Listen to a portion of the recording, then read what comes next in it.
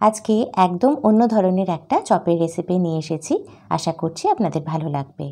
নমস্কার বন্ধুরা, আপনারা দেখছেন অ্যাসর্টেড রেসিপিস আর আপনাদের সাথে আমি আছি সুচিস্মিতা। সবার প্রথমে একটা ভাজা মশলা করে নেব। 4টে শুকনো লঙ্কা, হাফ চা চামচ জিরে আর 1 চা চামচ ধনে, মানে গোটা ধনে, এগুলো একটু শুকনো খোলায় ভেজে নিচ্ছি।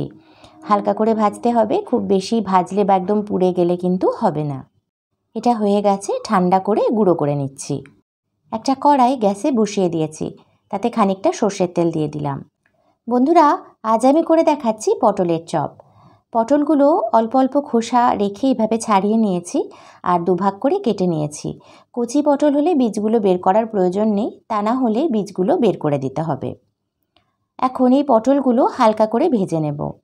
সাধারণত যে পটলের চপ আমরা খেয়ে থাকি বা দোকানে পাওয়া যায় বা বাড়িতেও যদি কখনো বানানো হয়, অনেকেই পটলগুলো না ভেজে একদম কাঁচা পটলের চপ করে থাকেন।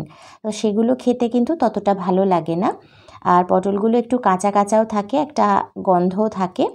তাই জন্য আমি অনুরোধ করব পটলগুলো একটু হালকা করে এভাবে ভেজে নেবেন, মানে অল্প একটু নুন হলুদ মাখিয়ে ভেজে নেবেন, তাহলে পরে চপের টেস্টটা কিন্তু খুব ভালো হবে। পটলগুলো মোটামুটি মিনিট 4-5 ধরে একদম লো ফ্লেমে হালকা করে ভেজে নিয়ে তুলে নিয়েছি। খুব হালকা করে ভাজলেই হবে, একেবারে যেমন পটল ভাজা আমরা খাই সেরকম ভাজার প্রয়োজন নেই। ওই তেলটা ঢেলে রেখে আমি কড়াইতে অল্প একটু সর্ষের তেল দিয়েছি। এটা ফ্রেশ সর্ষের তেল। এখন দিয়ে দিচ্ছি 1 টিস্পুন কুচনো আদা আর 1 টিস্পুন কুচনো রসুন। এগুলো একটুখানি হালকা করে প্রথমে ভেজে নিচ্ছি। এবার দিয়ে দিচ্ছি একটা মিডিয়াম সাইজের পেঁয়াজ। পেঁয়াজটাকেও আমি একদম কুচি করে নিয়েছি, দেখতেই পাচ্ছেন। পেঁয়াজটাও আমি হালকা করে ভেজে নিচ্ছি, একদম লাল লাল করে ভেজে নেওয়ার প্রয়োজন নেই। মোটামুটি হয়ে গেছে। এখন এর মধ্যে আমি 2টো সেদ্ধ আলু দিয়ে দিচ্ছি। আলুর সাইজটা একটু দেখিয়ে দিই, দেখুন এরকম সাইজের 2টো সেদ্ধ আলু নিয়ে নিলেই হবে। এবার এই আলুটার সাথে পেঁয়াজ আদা রসুন খুব ভালোভাবে একটুখানি নেড়েচেড়ে মিশিয়ে ভেজে নিচ্ছি। দিয়ে দিচ্ছি 1 চা চামচ নুন আর অল্প একটু হলুদ গুঁড়ো। নেড়েচেড়ে আবার মিশিয়ে নিচ্ছি। আলুর দানাগুলো যতটা সম্ভব একদম ভালো করে মিশিয়ে নিতে হবে। এবার যে ভাজা মশলাটা করে রেখেছিলাম সেই ভাজা মশলার গুঁড়োটা দিয়ে দিলাম। সম্পূর্ণ মশলাটাই দিয়ে দিতে হবে। আচ্ছা, এখানে বলে দিই, ঝালটা আপনারা যদি আরও একটু বেশি খান তাহলে আরও একটু বেশি শুকনো লঙ্কা দিয়ে গুঁড়ো করে নেবেন। পুরটা একদম রেডি, ঠান্ডা করে নিচ্ছি। ভেজে রাখা পটল আর পুর দুটোই এখন ঠান্ডা হয়ে গেছে। আর এখানে আমি একটুখানি বেসন নিয়ে নিয়েছি, এটা ছোলার বেসন। এবার একটা পটল নিয়ে নিচ্ছি, যে দিকটা কাটা আছে সেই দিকটাতে আলুর পুর দেব।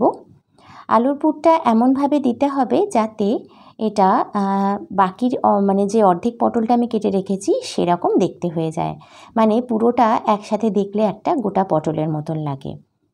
পুরটা আমরা একদিকেই দেব, পুরো পটলটায় গোল করে কিন্তু পুর দেওয়ার প্রয়োজন নেই। দেখুন এইভাবে এটা হয়ে গেছে। আর দেখতে এটা কিন্তু এখন একটা গোটা পটলের মতনই লাগছে, মানে এখন না লাগলেও যখন আমরা ভাজবো তারপর সেটা দেখতে পুরো পটলের মতনই লাগবে।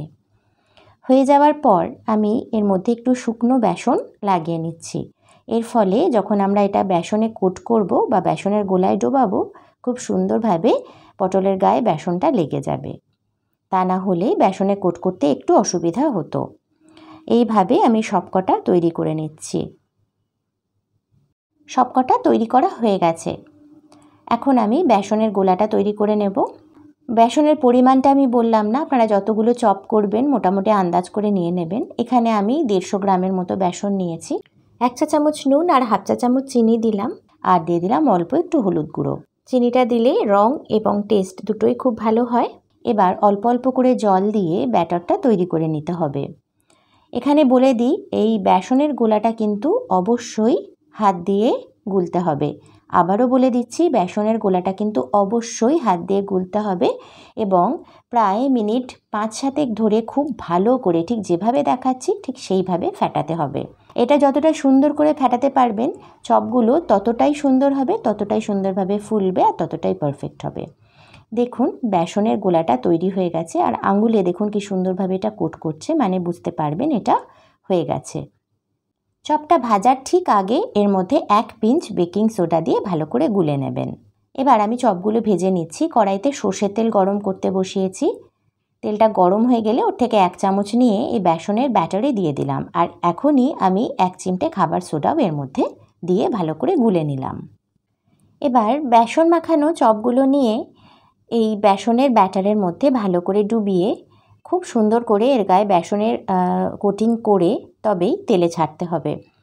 গুঁড়ো বেসন লাগিয়ে রাখার ফলে এইটা করতে কিন্তু কোনো রকমের অসুবিধা হবে না। আর এইভাবে আমি একসাথে 2টো চপ ভাজছি। আমার কড়াইটা খুব একটা বড় নয়, 2টোর বেশি এটাতে করা যাবে না। দেখুন ঠিক এইভাবে ছেড়ে দেবেন। এবার ফ্লেমটা কিন্তু লো করে দিতে হবে। লো করে উল্টে পাল্টে এটাকে ভেজে নিতে হবে। পটলটা যেহেতু আমরা একটু ভেজে রেখেছিলাম, তাই এইখানে যখন আমি এই চপটা ভাজবো তখন পটলটা একেবারে নরম হয়ে যাবে।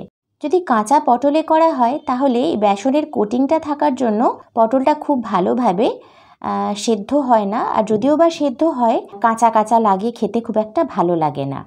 তো তাই এইভাবেই করতে অনুরোধ করব। আর এই রকমভাবেই আমি লো ফ্লেমে এরকম লালচে কালার হওয়া পর্যন্ত এগুলোকে ভেজে তুলে নিচ্ছি। সবকটা চপ ভেজে নিয়ে চলে এলাম।